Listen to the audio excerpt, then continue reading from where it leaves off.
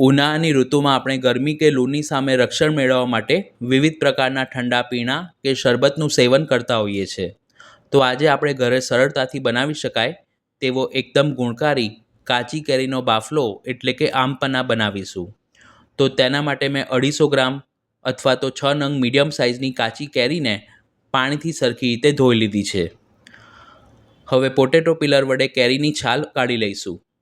માર્કેટમાંથી જ્યારે પણ તમે કેરી ખરીદો ત્યારે તે પ્રમાણમાં સરસ કડક અને કાચી હોય તેવી જ લેવી.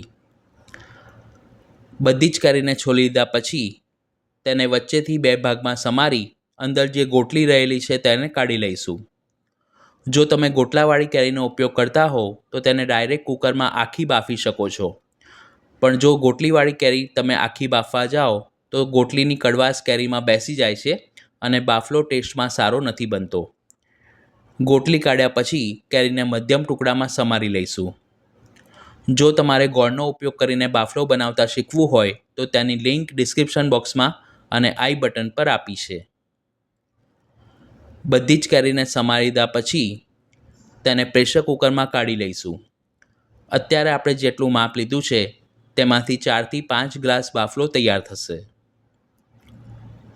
જો તમે તોતાપુરી કેરીનો ઉપયોગ કરતા હો તો બાફલો બનાવતી વખતે ગોળ કે ખાંડ પ્રમાણમાં ઓછું ઉમેરવું, કારણ કે તે ઓછી ખાટી હોય છે. હવે કેરીમાં અડધી ચમચી મીઠું અને કેરી ડૂબે તેટલું અથવા તો 1 કપ પાણી ઉમેરી મિક્સ કરી 2 થી 3 વિસલ થાય ત્યાં સુધી તેને ધીમી આંચ પર પ્રેશર કૂક કરીશું. માર્કેટમાં તૈયાર મળતા શરબતમાં ફૂડ કલર અને સેકરીનો ઉપયોગ થતો હોવાથી તેનું સેવન આપણી હેલ્થ માટે ખૂબ જ નુકસાનકારક છે.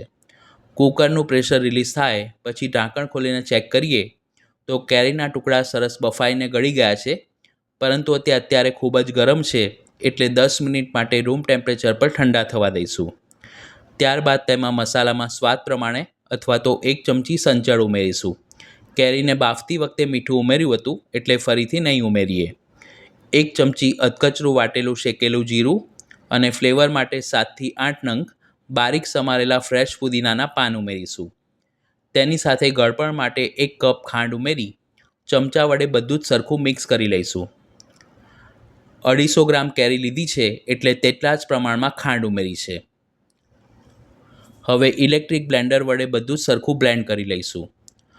તમે મિક્સર જારમાં પણ બ્લેન્ડ કરી શકો છો, પણ આ રીતે બ્લેન્ડરનો ઉપયોગ કરવાથી કેરીના થોડા ચંક્સ બાફલામાં રહી જાય છે, જે પીતી વખતે ચાવવામાં આવે તો તેનો ટેસ્ટ ખૂબ સારો આવે છે. ફરીથી અડધો કપ અથવા તો જરૂર મુજબ પાણી ઉમેરી બ્લેન્ડ કરી લઈશું. તમને જેટલી કન્સિસ્ટન્સી પસંદ હોય તે પ્રમાણે પાણીનું માપ રાખી શકો છો. તો આ રીતનો મધ્યમ ઘટ બાફલો બનાવીને તૈયાર કર્યો છે. તેને તપેલીમાં કાઢી અડધો કલાક માટે ફ્રીજમાં ઠંડો થવા માટે મૂકીશું.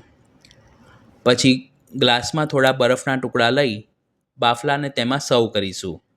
આ સિવાય પણ કાચી કેરી અને પાકી કેરીનો ઉપયોગ કરીને બીજી 60 પ્રકારની રેસીપી મેં ચેનલ પર પોસ્ટ કરી છે, જેના પ્લેલિસ્ટની લિંક આઈ બટન પર અને ડિસ્ક્રિપ્શન બોક્સમાં આપી છે. તો ઉનાળાની ગરમીમાં તમે પણ આ આમપન્ના એટલે કે કેરીનો બાફલો ઘરે જરૂર બનાવજો. વિડીયો પસંદ આવી હોય તો તેને લાઇક અને શેર કરવાનું ન ભૂલશો. Thanks for watching this video.